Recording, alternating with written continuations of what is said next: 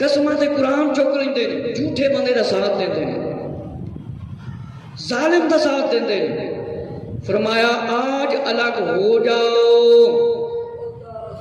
آج دور ہو جاؤ، علیحدہ ہو جاؤ، ظالماں دی مدد کرنے والے ہو آج علیحدہ ہو جاؤ۔ کہ فرمایا زمین پر قبضہ کرنے والے کے گلے میں زمین ڈال دی جائے گی، جو ظالم بن جاتے ہیں ان کی فلاح نہ ہوگی، ایک ہی رستہ ہے توبہ، جو زمین پر قبضہ کیا ان کو واپس کر دیں، ان کو کیا کر دیں؟ واپس کر دی جائے، ان کو زمین واپس کر دی جائے تو پھر معافی ہے۔ مسلمان بھائیوں، ظلم کرنے، زمین پر قبضہ کرنے سے توبہ کرو، اور جن کی زمینوں پر قبضہ کیا ہے انہیں واپس کر دو۔ فرمایا اگر اپنے آپ کو مسلمان سمجھتے ہو تو مسلمان سمجھتے ہو تو پھر واپس کر دو۔ اور اسی طرح ترمذی شریف اور ابو داؤد کی روایت ہے، سعید ابن یزید سے روایت ہے، ایک یزید وہ بدبخت تھا جو حضرت امیر معاویہ رضی اللہ عنہ کا بیٹا، اس نے امام حسین رضی اللہ عنہ کے ساتھ جنگ کرائی تھی۔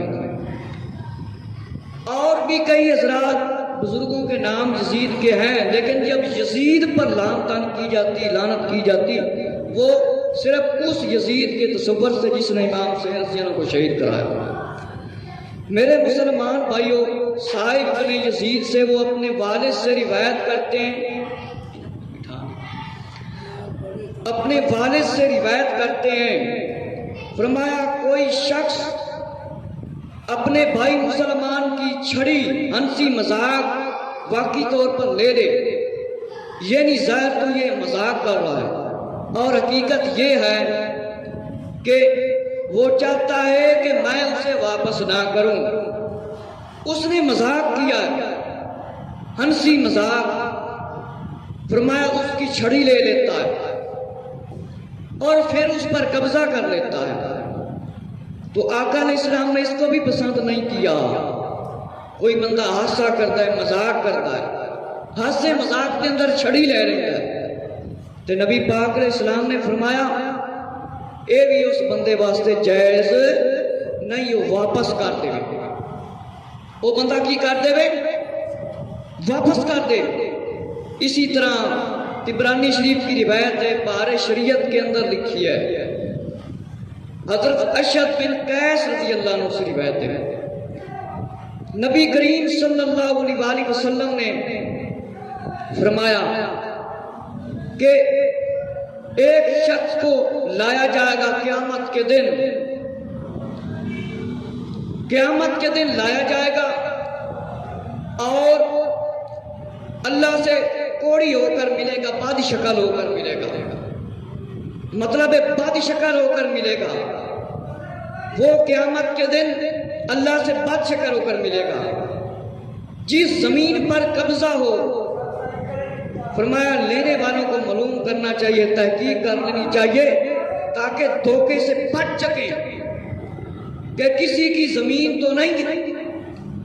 میرے مسلمان بھائیوں، جیڑا بندہ کسی دی زمین تے قبضہ کرے گا وہ ایسی حالت چاہے گا، بد شکل ہو کے، جنہوں کوڑا بندہ کیا جاتا ہے، بد شکل ہو کے آئے گا۔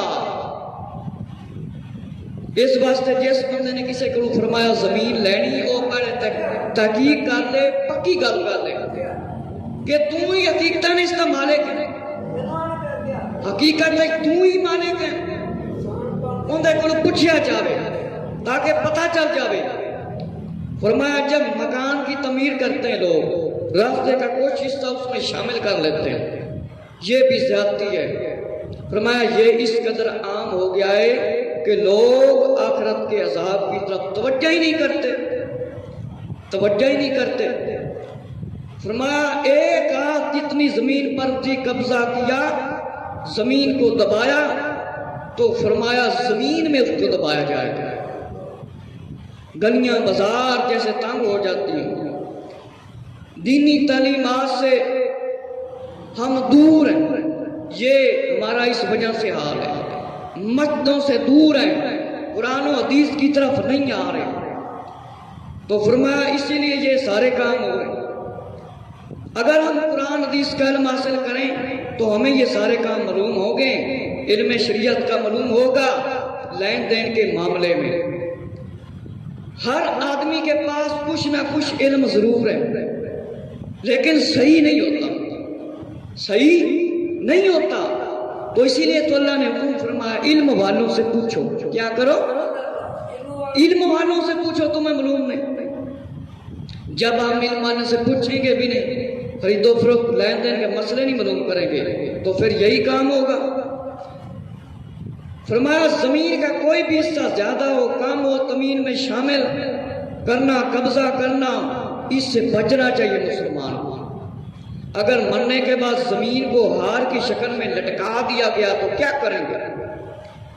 فرمایا الترغیب و ترہیب کے اندر ہے. حضور صلی اللہ علیہ وسلم نے فرمایا جو کسی قدر زمین پر ناجائز طور پر قبضہ کرتا ہے، اللہ تعالیٰ ساتوں زمین سے اس کے گلے میں توق ڈالے گا. ساتوں زمین.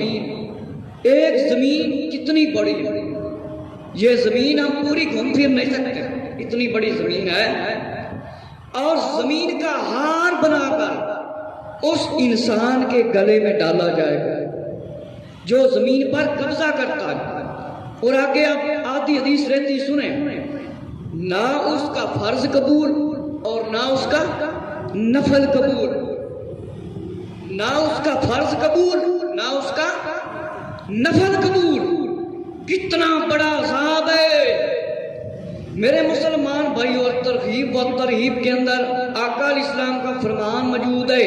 نبی پاک علیہ السلام نے فرمایا جس بندے نے ناجائز طریقے سے زمین تے قبضہ کیتا، 7 زمیناں دا ہار بنا کے اس گلے دے وچ لٹکایا جائے گا. اس بندے دے گلے وچ نہ اس دا فرض قبول، نہ نماز قبول تے نہ نفل قبول. یہ تھوڑا عذاب ہے. فرمایا طبرانی الموجم کی روایت ہے. یہ آپ کے سامنے میں زیادہ حدیث شریف سنا رہا ہوں، حدیث شریف بھی سنا رہا ہوں، تشریح آپ زیادہ نہیں کر رہا. جو کسی ظالم کے ساتھ اس کی مدد دینے کو چلا، جس بندے نے کسی ظالم کی مدد کی تھی، راستے سے چلیا